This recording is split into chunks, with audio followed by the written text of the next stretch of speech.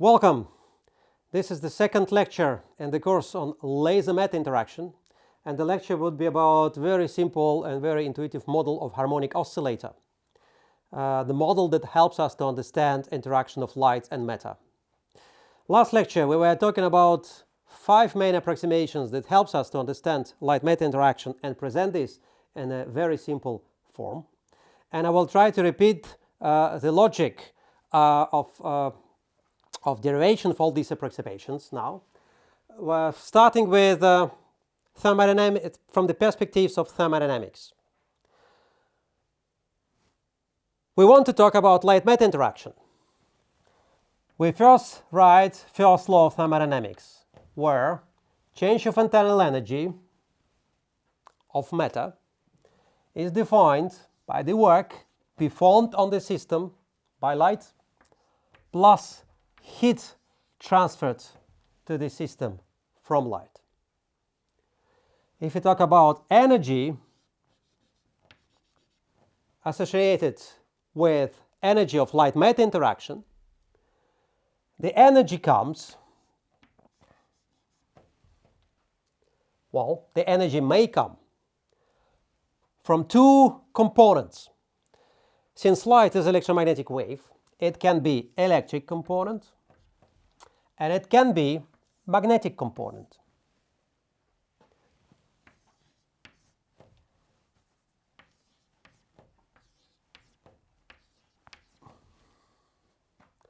If we talk about electric component, energy of light-matter interaction is differential of polarization, and the polarization is electric polarization induced in a medium by this electric field.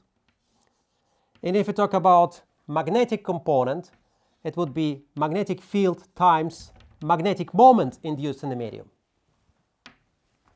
The first approximation that we took was approximation of electric dipole. It means that interaction of electric field of light with charged particles in the medium dominates light-matter interaction. So it means that we are focusing on this term. How do we relate polarization to the actual interactions of light with charged particles in medium?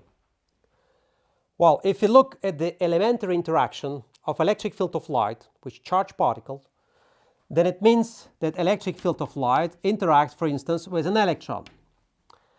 In a very simple model, electron oscillates around positively charged ion, for instance. We assign electric dipole, which in classical physics is defined as charge times vector that connects positive charge and negative charge. And energy of energy of interaction of light with this electric dipole would be given by scalar product of electric field times the change of electric dipoles caused by this electric field in the medium. So here, if you talk about elementary interaction of electric field with charged particles, it is an interaction of dipoles with electric field. Here in thermodynamics, if you talk about interaction of light in medium, it is interaction of electric field and polarization. How do we relate these two quantities? In order to relate these quantities, we use approximation of continuous medium.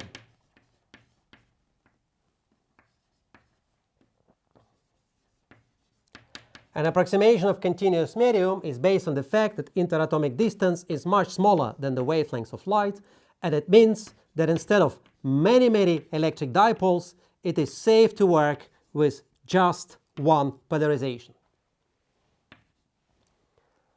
In fact, approximation of continuous medium helps me to make transition from quantum mechanics to classical physics. In principle, although I define this dipole moment classically, we know that in principle we should treat this quantity quantum mechanically, because here we talk about quantum mechanical particles. And if you treat this problem quantum mechanically, it means that we will have to analyze interaction of electric field with many electric dipoles, which may also interact one with another, and it will become very complicated many-body quantum problem. We don't want it, at least at this stage. We want to have a simple problem. And the simple problem is to make a transition, and the way to get to a simpler problem is to make a transition from potentially quantum problem, quantum mechanical problem, to classical problem. And this is exactly the transition from quantum physics to classical physics. Instead of working with many quantum mechanical objects, I take an average of these objects over the large volume and start working with a large object. Large object is classical object. That's why I like to work with polarization. Third step is to define the polarization induced in the medium, and we define it using approximation of linear optics. This approximation establishes linear relation between electric field of light and the polarization. Fourth approximation is the approximation of isotropic medium.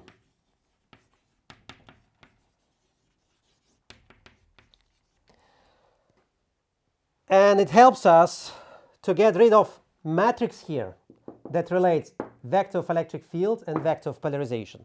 Instead of matrix, it becomes a scalar, and it means whatever direction of the electric field is, polarization induced in the medium would be always parallel. And the same is valid for vector of electrical displacement.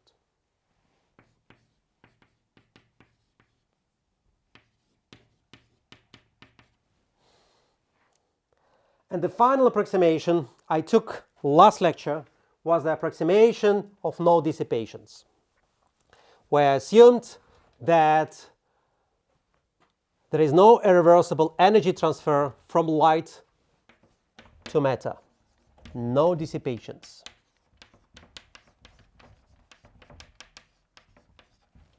And apply an approximation of no dissipations, I obtained that epsilon, the electric permittivity, should be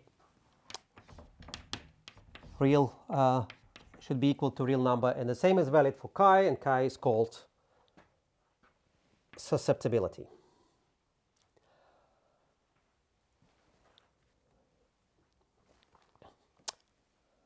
Okay, so this is the very simple model of light-matter interaction with just one scalar that defines optical properties of medium.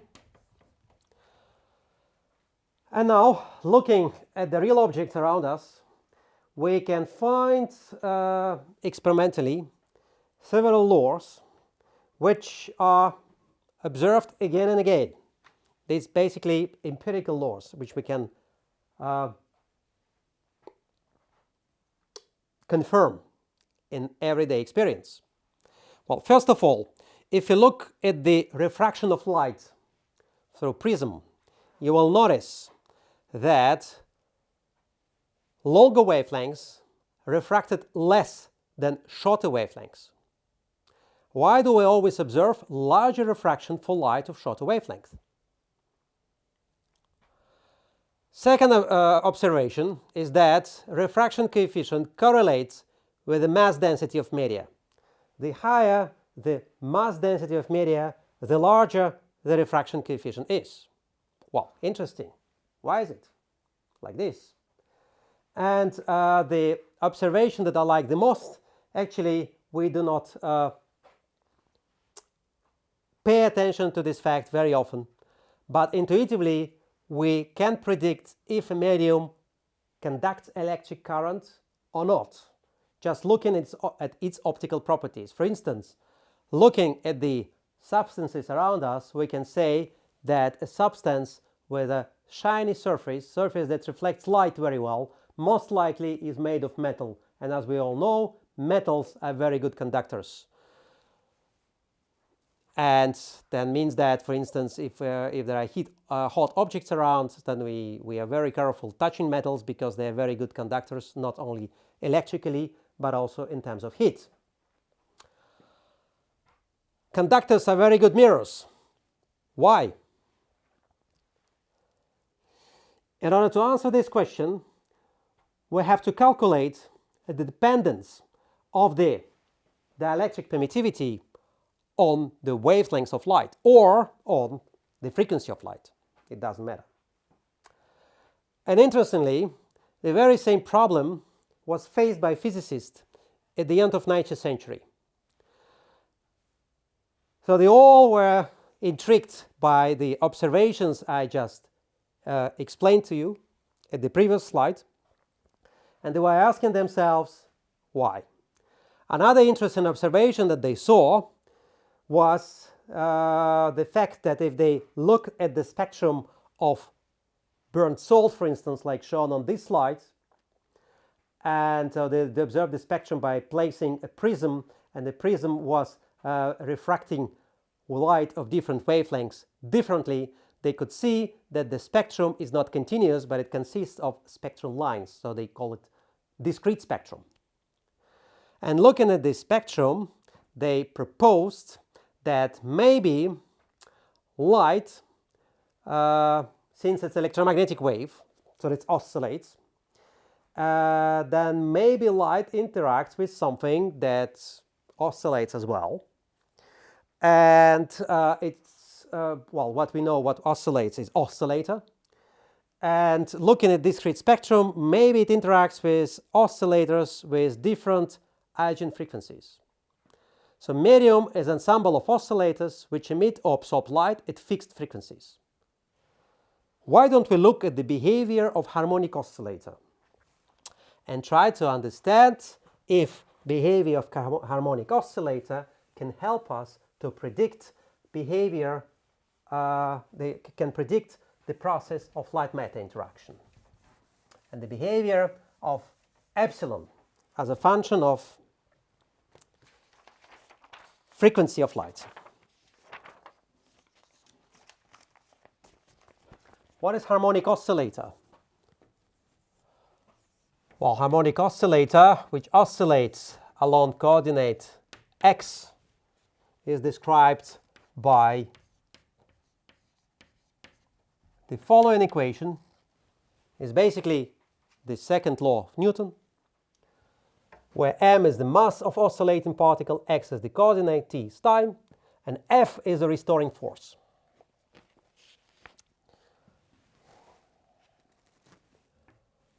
Basically, the model that we keep in mind is like this. So there is an electron which can oscillate around positively charged ion with certain eigenfrequency omega 0.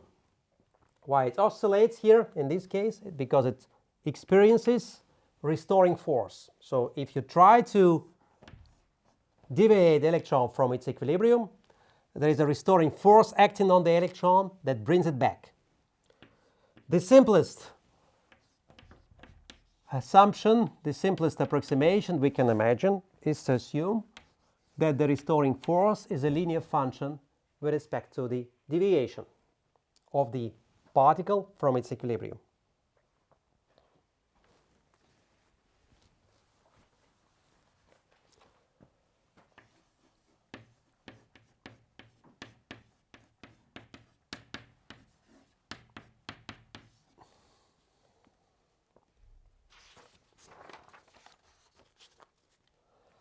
If you now look for a solution of this differential equation and a form of sinusoidal function,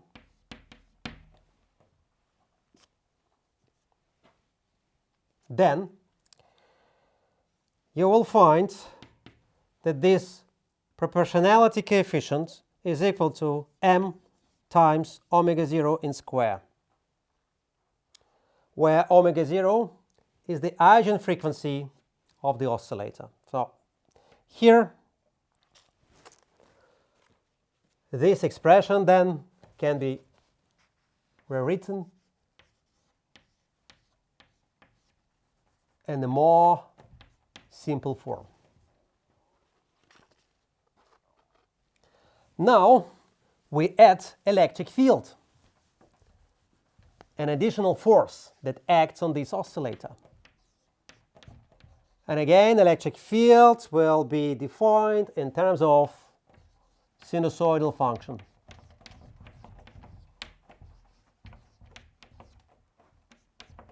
it will be expressed as a sinusoidal function. M is the amplitude. Of course, it depends on the frequency. And if you ask me, and what should we do that if light, for whatever reason, is not described by sinus? Well, in this case, we make Fourier transform, and whatever function you can imagine in the experiment can be expressed in terms of Fourier series. And so basically, this is a very universal approach to look at light.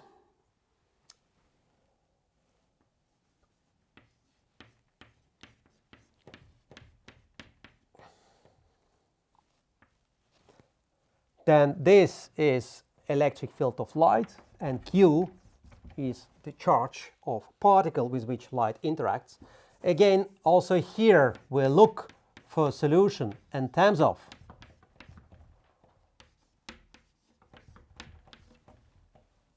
sinusoidal functions,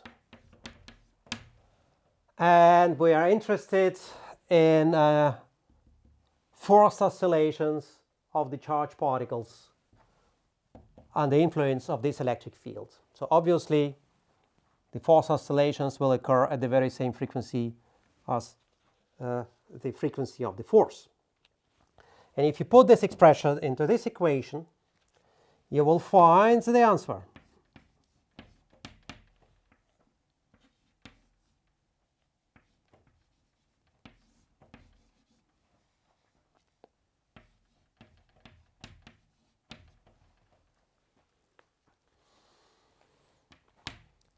The amplitude of the deviation of charged particle from the equilibrium is given by the charge of the particle divided by its mass, 1 divided by the difference between the square of the eigenfrequency and the square of the frequency of electromagnetic wave. Now we only have to relate this deviation to polarization induced in the medium by light if the medium is an ensemble of harmonic oscillators. As we discussed earlier, dipole moment is charge times deviation. In our case, deviation is x. Polarization is sum of all dipole moments divided by volume.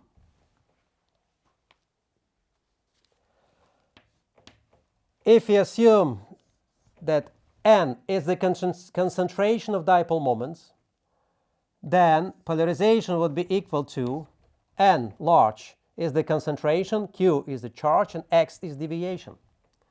After that, we will look for polarization in a similar form, in the form of sinusoidal function.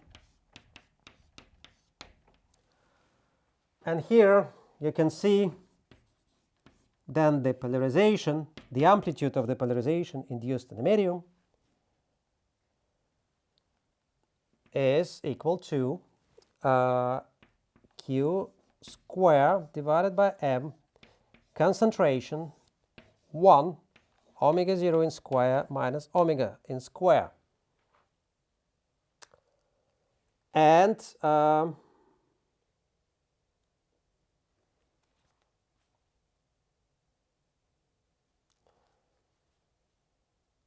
here, of course, I've forgotten to put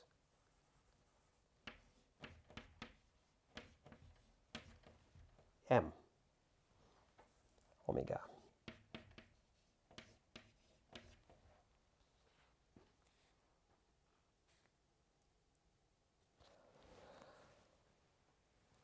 Remember that polarization is epsilon 0 chi, where chi is susceptibility and electric field.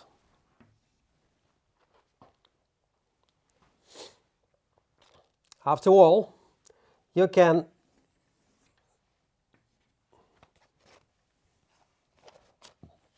derive the expression for chi, omega, as q square m n n epsilon 0 1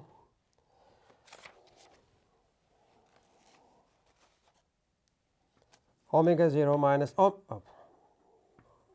minus omega, both in square,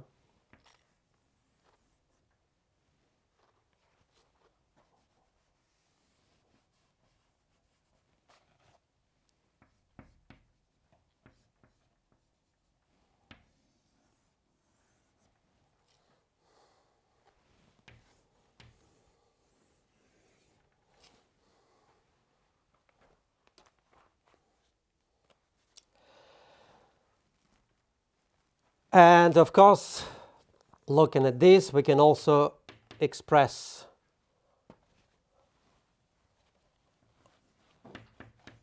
epsilon in terms of chi.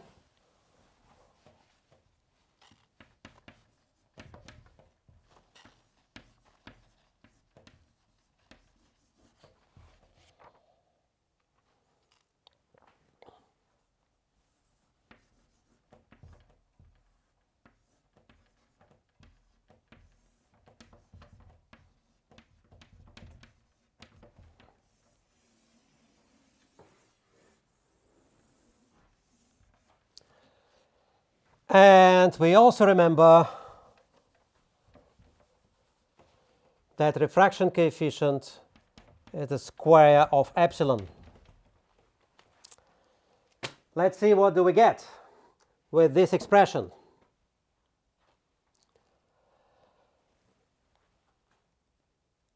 Well, first of all, you see that epsilon appears to be proportional to n, to the concentration of dipoles, electric dipoles. Basically, epsilon and the refraction coefficient appears to be proportional, appears to be dependent on the concentration of the dipoles and in this way on the mass density. What is the concentration of dipoles? Concentration of dipoles is in fact the concentration of atoms in condensed matter. Then number of electric dipoles would be related to the number of atoms. The more atoms you will find in a medium per unit volume, the higher concentration will be and the higher mass density will be. So it means that there is a correlation between the mass density, concentration of electric dipoles and atoms in a medium, and refraction coefficient. So basically, one of the puzzles, experimental puzzles that we had at the beginning of the lecture can be answered. Second puzzle.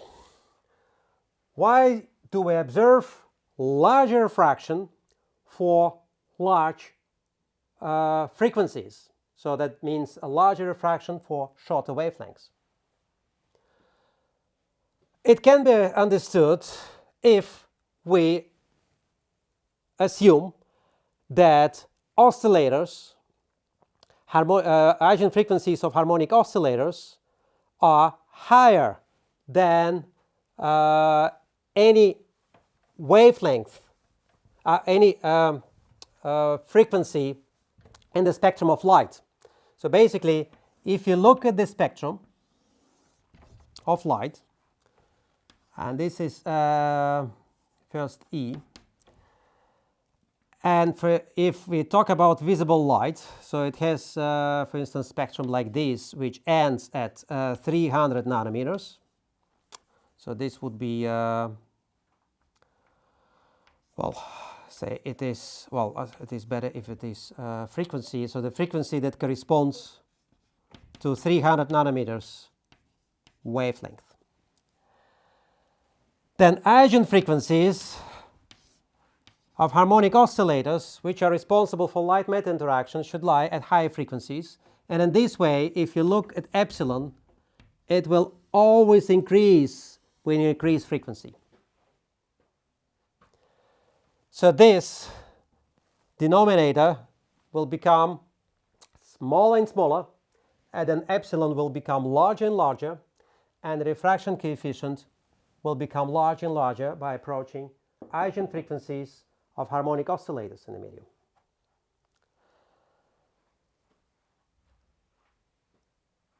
And the final question, why do I observe good reflection from metals? What is a metal? Metal is a conductor. Conductor is a medium which conducts electric current very efficiently. Very efficient conductivity means that the medium has free charge carriers. Free charge carriers means that if you apply electric field, then the charge carrier will move and it will not experience any restoring force. If charge carrier does not experience any restoring force, it means that this proportionality coefficient, which we assumed first at the very beginning of the lecture,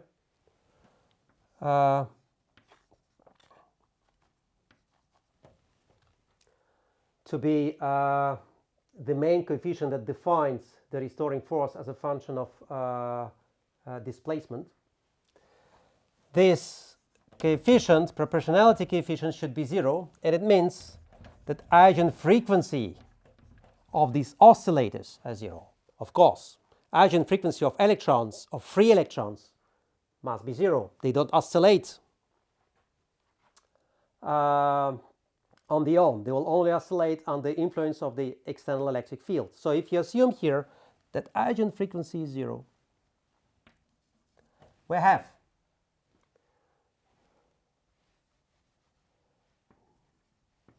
negative chi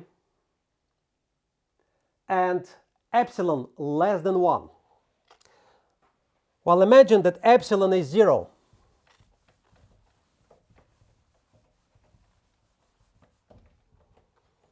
Epsilon is 0. Just very clear case, exaggerated case maybe. So it means that the refraction coefficient is 0. And if you assume that refraction coefficient of a medium is 0, so it's N2. So light falls on such a medium at an angle alpha from vacuum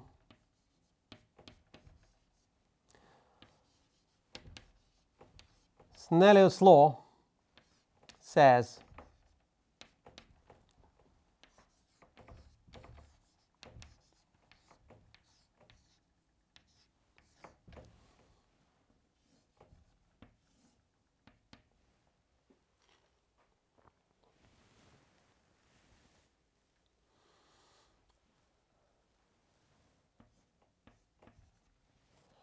that refraction should satisfy this law, this expression. And if this is 0, obviously this law can never be satisfied unless we assume that light doesn't propagate into the medium. Basically, if light falls at normal incidence, it will be reflected. Which means we're dealing with a mirror. So here, if you put n less than 1, then if you apply Snell's law, then you will find that light will be reflected only for angles larger than critical angle, and the smaller n, the smaller critical angle is. And finally, if n becomes 0, light cannot propagate through such a medium. And it means all light will be reflected.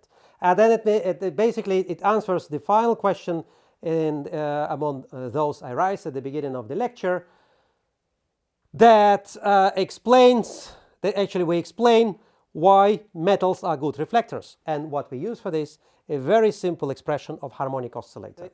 Apparently, a harmonic oscillator is a very powerful and very simple model that allows us to understand intuitively peculiarities of light-matter interaction. We can understand why higher frequency, light of higher frequencies experience stronger refraction, larger refraction. We can understand why refraction coefficient is defined by the mass density. And we can understand why metals are good reflectors, are good mirrors. There is one big problem around about this expression for harmonic oscillator. If I excite this oscillator with periodic force, it will oscillate forever. Why? Because this harmonic oscillator doesn't have any damping.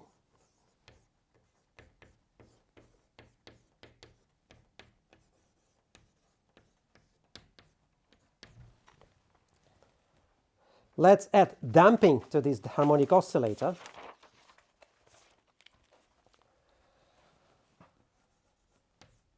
We add it in this form.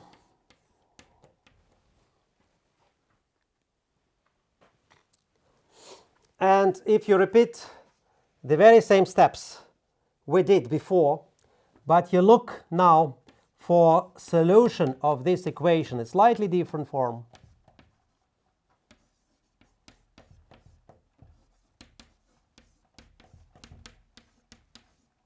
where this quantity is now complex,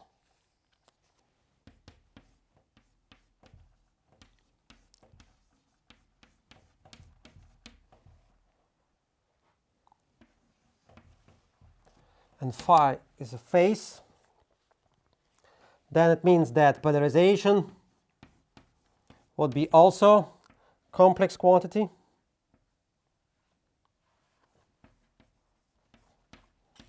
And it will be also phase shifted with respect to the jamming force. Then you will see that chi is now complex quantity 2.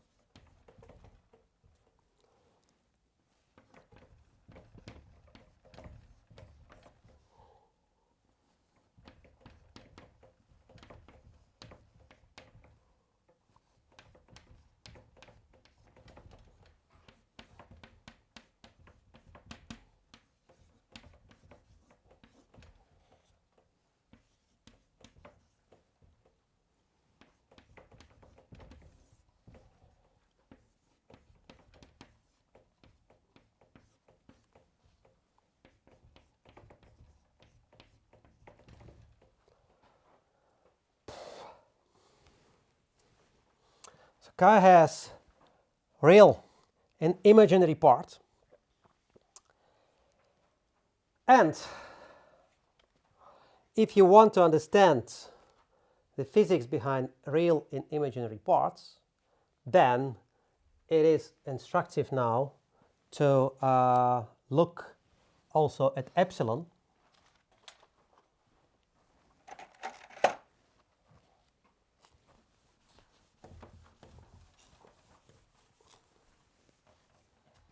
Epsilon is chi plus 1, and n is square of epsilon.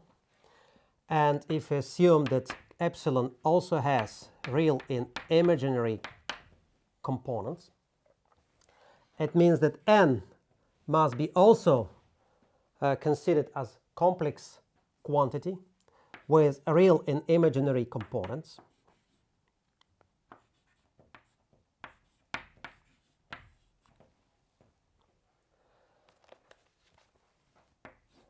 imaginary n is the best to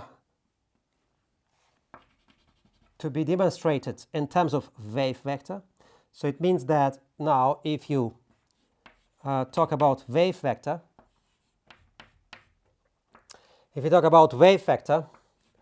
it is 2p divided by lambda, or it is omega divided by c, speed of light in vacuum, and refraction coefficient. If refraction coefficient is complex, then wave vector would be complex as well. Now we write the expression for electromagnetic wave and taken into account its dependence on coordinates.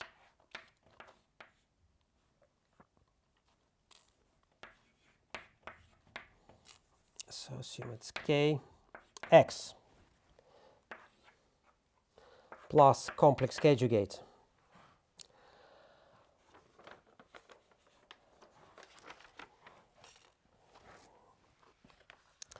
If you start with this expression, then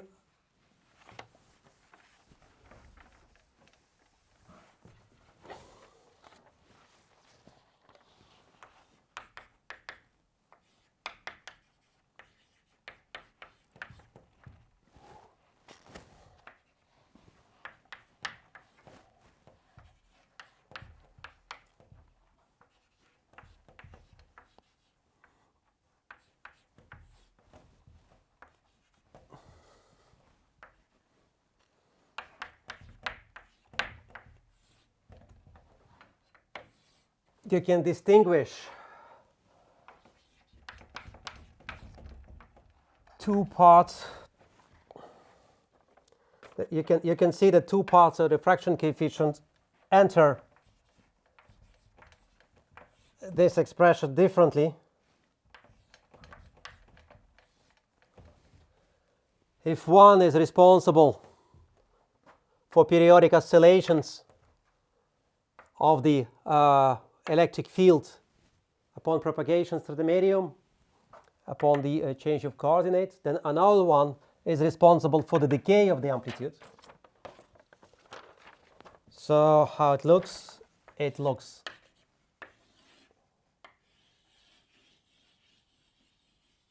like this. If this is x, this is E,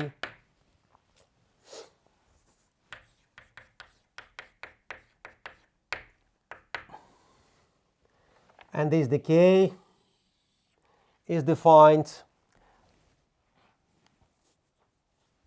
by this exponential decay. So this would be the boundary of the medium.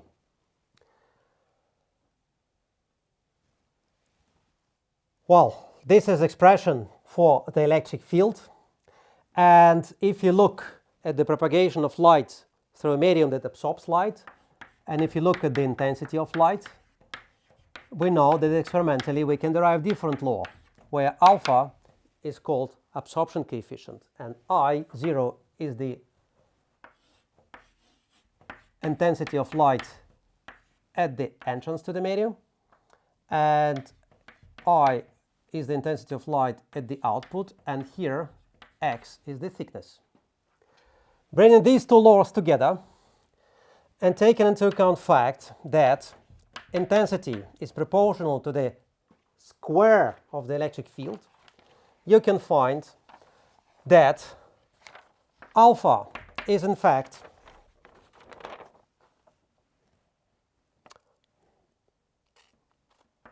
two omega divided by c and times n2. So basically, imaginary part of the refraction coefficient defines absorption of light in a medium. So here we see that imaginary part of the refraction coefficient defines the decay of the electric field of light upon the change of the coordinate x. Let's trace the whole chain. If you assume that there is damping, then chi becomes complex number. Next to its real part, it acquires also imaginary part. If chi has imaginary part, it means that epsilon has imaginary part. And if epsilon has imaginary part, it means that refraction coefficient has imaginary part.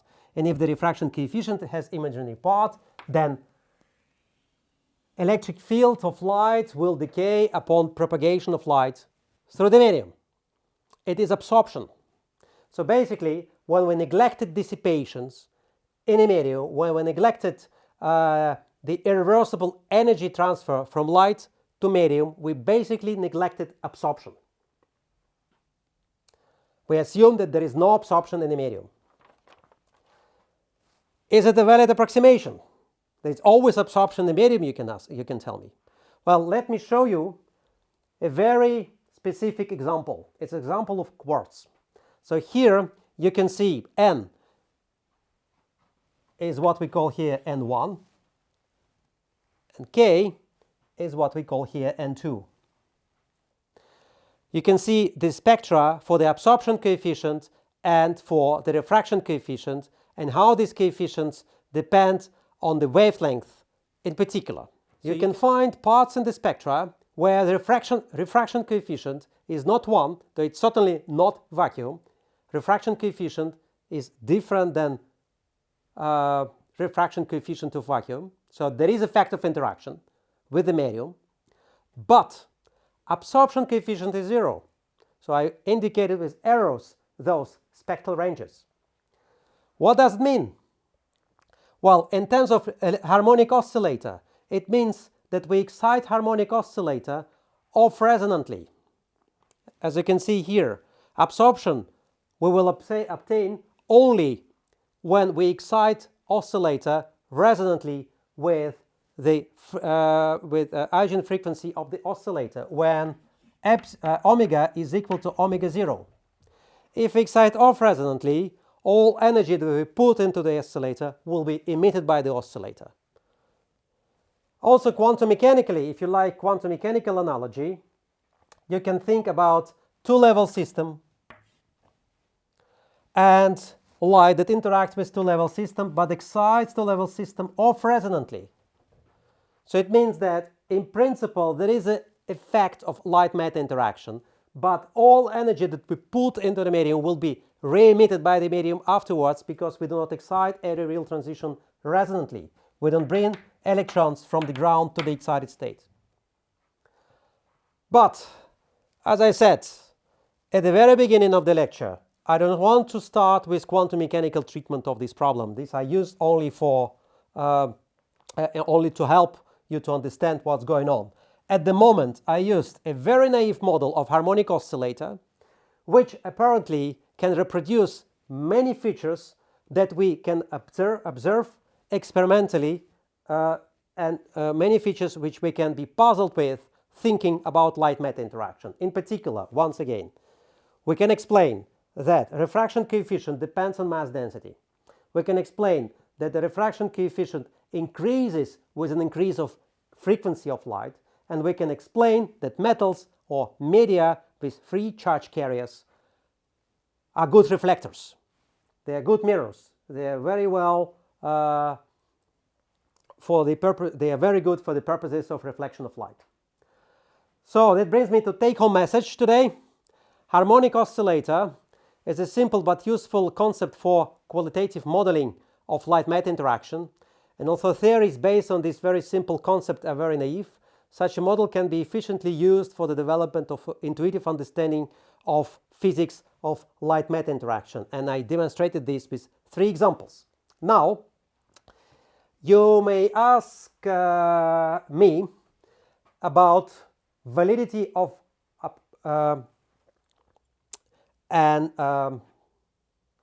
the purpose of approximation of no dissipations.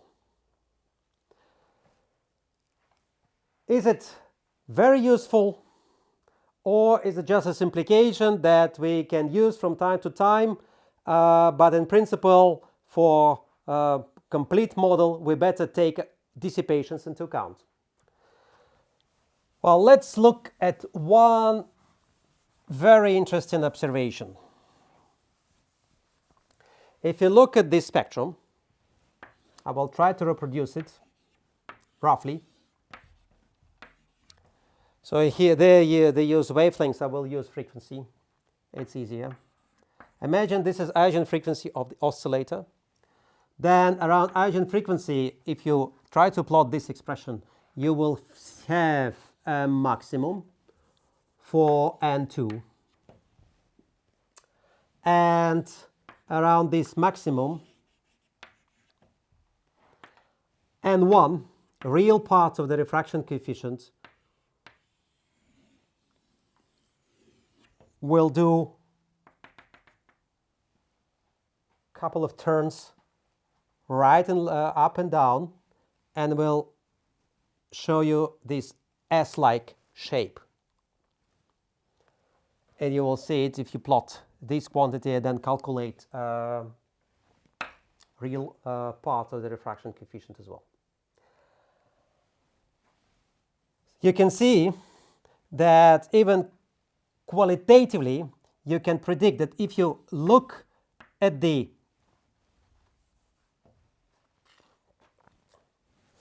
well, you can also say you don't talk about refraction coefficient, but you talk about real and imaginary part of chi. It's also possible. But now, looking at spectra of substances, you can say that if you want to predict spectral dependence of the real part of chi, it's not a big deal, because it looks like you just have to take a derivative of imaginary part. I don't claim it is a quantitative law at the moment. That's why I put here proportionality. But qualitatively, it repeats in nature again and again. So the big question is, are these quantities mutually independent? Or there is an internal dependence between real and imaginary part of the susceptibility chi. And if there is mutual dependence between real and imaginary part of chi, it means there is a mutual dependence between imaginary part of refraction coefficient and real part of the refraction coefficient. And mutual dependence between real part of the refraction coefficient and imaginary part of refraction coefficient, or imaginary part of chi and real part of chi, will be treated at the next lecture. Thank you very much.